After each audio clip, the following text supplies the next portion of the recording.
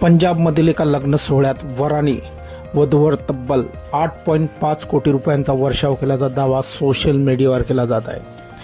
Varane 8.5 कोटी रुपयांचा वर्षाव केल्याचा व्हिडिओ सोशल मीडियावर शेअर केला जात असून व्हिडिओ व्हायरल झाल्यानंतर नवरदेवाच्या कुटुंबाने खुलासा करत 8.5 कोटी रुपये उधळल्याचा दावा फेटाळून लावला आहे। पंजाबमधील तरनतारन शहरातील एका लग्न सोहळ्यामधील एक व्हिडिओ व्हायरल झाला आहे। या व्हिडिओमध्ये वराकडून वधूवर नोटांचा वर्षाव करण्यात येत असल्याचं दिसत आहे। यावेळी त्या ठिकाणी असलेले पाहुणे मंडळी संगीतावर डान्स करताना दिसत आहेत। तसेच नोटांचा वर्षाव केल्यामुळे खाली फरशी पैशांनी भरलेली दिसत आहे। फरशी म्हणजे काचे सदृश फ्लोअर आहे। तरी पण काही जण आणखी नोटा हवेत उधळताना दिसत आहेत।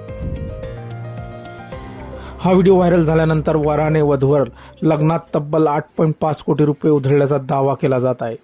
मात्र यावर वराच्या कुटुंबाने खुलासा केला आहे। नवरदेवाचा भाऊ सिकंदर सिंग यांनी म्हटलं आहे की लग्न सोहळ्यात पैशांचा वर्षाव करण्यात आला असला तरी ही रक्कम सोशल मीडियावर केल्या जाणाऱ्या दाव्या एवढी नाही। माझा भाऊ ऑस्ट्रेलियामध्ये एक ट्रक व्यवसाय करतो।